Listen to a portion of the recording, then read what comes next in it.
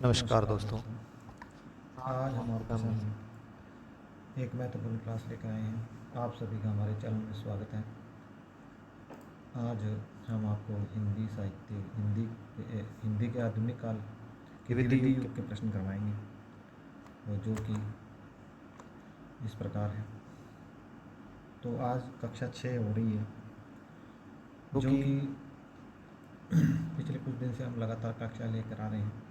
तो आज के प्रश्नों की क्लास शुरू करते हैं, जल्दी शुरू करें। तो पहला ही क्वेश्चन है कि द्विवेदी युग किस कवि ने अपना पूरा साहित्य ब्रज भाषा में लिखा है। तो आपने बताना है कि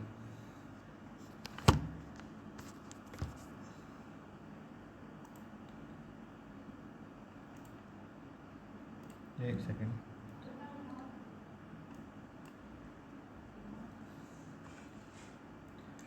तो प्रश्न ऐसे है कि द्विवेदी युग किस कवि ने अपना पूरा साहित्य ब्रज भाषा में लिखा है। तो आपने बताना है, क्या अयोध्या सिंह उपाध्याय ने लिखा है, या जगन्नाथ दास रत्नाकर ने लिखा है, और या फिर मैथिली शरण गुप्त ने लिखा है। तो गया प्रसाद शास्त्री स्नेही ने लिखा है। तो इसका जो सही जवाब रहने वाला है वो है जगन्नाथ दास रत्नाकर।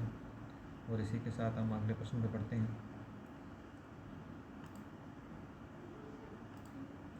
अगला जो प्रश्न है, उत्तर इसका है जगन्नाथ दास रत्नाकर बी और ब्रजभाषा। तो दूसरा प्रश्न जो है, द्विवेदी युग का एक और नाम क्या है, मतलब दूसरा नाम क्या है। कहने का तात्पर्य दूसरा नाम क्या है, दूसरा नाम बताना है आपने। क्या संक्रांति काल कहा गया है, या फिर संधि काल कहा गया है, और या फिर जागरण सुधार काल कहा गया है, और या गद्य काल। तो इसका सही जवाब जो है सी रहने वाला है। और इसी के साथ इन प्रश्नों का आगे अभी इसी के साथ अगले प्रश्न पे चलते हैं। तो आंसर है सी। डॉक्टर नगेंद्र का ने क्या है, जागरण सुधार काल कहा है इसे। और इसी के साथ अगले प्रश्न पे चलेंगे। अगला जो प्रश्न है वो है कि द्विवेदी युग का वह साहित्यकार जिन्होंने कविता, कामिनी, कांत, भारतेंदु, प्रज्ञेंदु साहित्य उपाधियों से विभूषित किया गया है। किन्हें किया गया है कि नाथू राम शर्मा को किया गया है, या भारतेंदु जी को किया गया है, या रामधारी दिनकर जी को किया गया है, या सूर्यकांत त्रिपाठी जी निराला को किया गया है। तो आपने आंसर देना है। तो आंसर क्या रहने वाला है, तो इसका जो आंसर रहने वाला है वो रहने वाला है नाथू राम शर्मा शंकर। ठीक है, इसी के साथ हम अगले उत्तर पे बढ़ते हैं। उत्तर था ए। और इनके जो प्रमुख ग्रंथ कौन कौन से हैं देखो, अनुराग रत्न है, शंकर सरोज है, गर्भांडर रहस्य है, उसके बाद शंकर सर्वस्व है। ठीक है, तो इसी के साथ हम अगले प्रश्न पर चलेंगे। अगला जो प्रश्न है वो ज्ञान राशि से संचित कोश ही का काम साहित्य है। तो ये किसने कहा है, इस उक्ति का साहित्यकार की किस साहित्यकार की उक्ति है। तो आपने ये बताना है कि ये जो उक्ति है ये किस साहित्यकार की है कि ज्ञान राशि से संचित कोश ही का नाम साहित्य है। तो ये किसकी रचना है। तो हजारी प्रसाद द्विवेदी है क्या, या फिर नंद दुलारे वाजपेयी है, और या फिर महावीर प्रसाद द्विवेदी है, या मुक्ति बोध है। तो इसका जो उत्तर रहने वाला है वो महावीर प्रसाद द्विवेदी जी रहने वाला है, और सी आंसर रहेगा इसका। इसी के साथ उत्तर को देखते हैं, उत्तर क्या बोल रहा है, सी है। उसके बाद महावीर प्रसाद द्विवेदी के साहित्य को ज्ञान राशि का संचित कोश कहते हैं। इसी के साथ हम प्रश्न पे चलेंगे। प्रश्न आपने ऐसे करना है, ये जो प्रश्न करवा रहा हूँ मैं, आप इनको पॉज करना है और आंसर देना, फिर आगे बढ़ना है, क्योंकि क्लास जो है वो शॉर्ट टाइम में बन रही है। क्योंकि मैं भी आपकी तरह तैयारी कर रहा हूँ, और मैं ये सोचता हूँ कि जो तैयारी है मेरी और अच्छी हो जाए, ताकि मैं आपको साथ साथ आपको भी थोड़ा कुछ बता दूँ ज्ञान। तो इसीलिए मैं क्लास लगा रहा हूँ। तो कृपया, अगर मैं भी आपका साथी हूँ, अगर आप क्लास अच्छी लगती है तो आप चैनल को सब्सक्राइब करें, लाइक करें और शेयर करें। और प्रश्न नंबर 5 पे बढ़ते हैं इसी के साथ। प्रश्न नंबर 5 है, महावीर प्रसाद द्विवेदी द्वारा रचित अर्थशास्त्र, कौन सी रचना अर्थशास्त्र विषयक ग्रंथ है? तो आपने बताना है कि क्या इसका विषय क्या है, अर्थशास्त्र की भूमिका है, या अर्थ अर्थ आर्थिक व्यवस्था है, या फिर भारतीय अर्थनीति है, या फिर संपत्ति शास्त्र है। तो इसका उत्तर जो है वो डी रहने वाला है। और इसी के साथ इसका उत्तर देखते हैं कि इसका उत्तर जो है वो डी है। और उसके बाद ये पुस्तक जो है 1908 ईस्वी में प्रकाशित हुई है। इसी के साथ अगले प्रश्न पे चलेंगे। संपत्ति शास्त्र जो रचना है, संपत्ति शास्त्र जो रचना है उसके लेखक कौन है, आपने बताना है। क्या श्रीधर पाठक है, या फिर महावीर प्रसाद द्विवेदी है, या आचार्य रामचंद्र शुक्ल है, या इसमें से कोई नहीं है। तो इसका उत्तर जो है वो रहने वाला है महावीर प्रसाद द्विवेदी। इसी के साथ इसको उत्तर को देखते हैं। उत्तर जो है इसका बी, और पुस्तक का विषय अर्थ है अर्थशास्त्र। ठीक है, इसी के साथ हम अगले प्रश्न पर चलेंगे। अगला जो प्रश्न है वो प्राचीन पंडित और कवि किसकी रचना है। प्राचीन पंडित और कवि किसकी रचना है, ये रचना यहाँ से यहाँ तक है। तो ये रचना किसकी है, आपने बताना है कि आचार्य महावीर प्रसाद द्विवेदी की है, या भारतेंदु जी की है, या बाणभट्ट की है, बालकृष्ण भट्ट की है, या स्वामी सत्यानंद की है। तो इसका जो सही उत्तर है वो ए ठहरने वाला है। और इसी के साथ हम इसके उत्तर पे चलेंगे। उत्तर जो है वो ए है।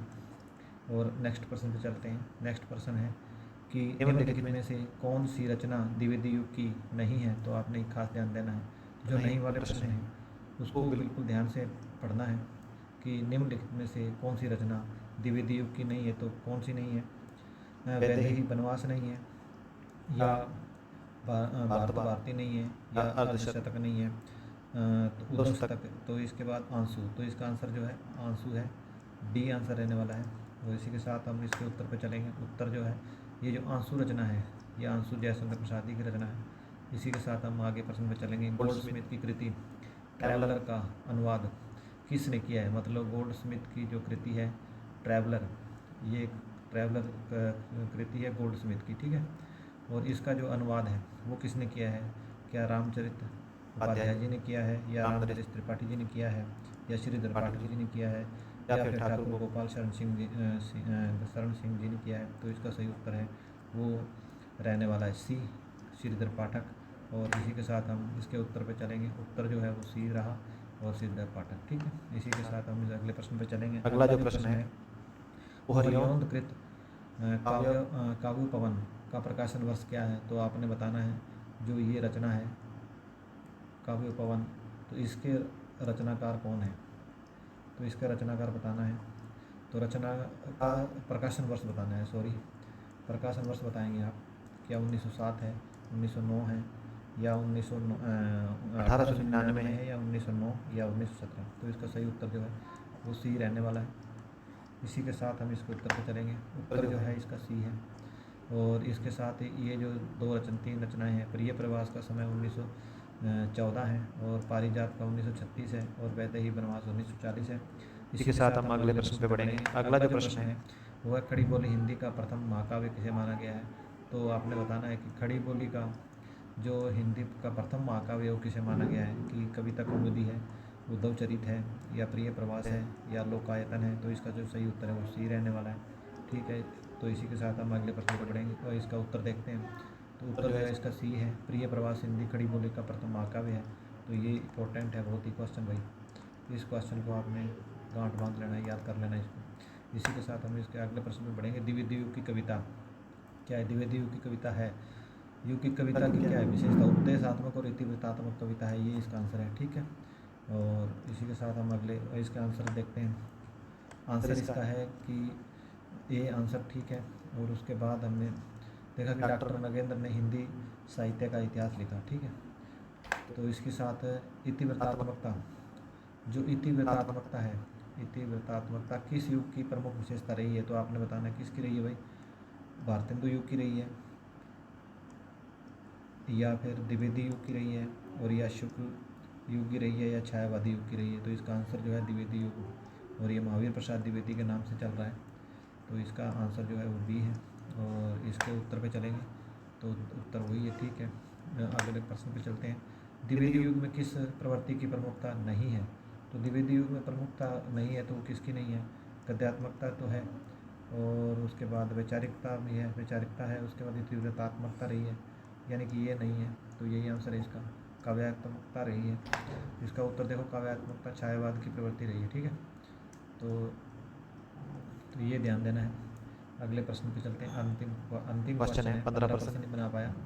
तो मधुप उपनाम से कौन लिखते थे भाई? मधुप उपनाम से काव्य अनुवाद करने वाले कौन से राइटर हैं? तो आपने बताना है कि मधुप उपनाम से क्या महावीर प्रसाद द्विवेदी लिखते हैं, मैथिली शरण गुप्त जी लिखते हैं, या माखनलाल चतुर्वेदी जी लिखते हैं, या भारतेंदु हरीशचंद्र लिखते हैं? तो इसका जो सही जवाब है वो रहने वाला है ए, और ये है ये महावीर प्रसाद द्विवेदी जी हैं, और इसका उत्तर यहाँ पे संपन्न होता है। और आज की क्लास यहीं संपन्न करेंगे।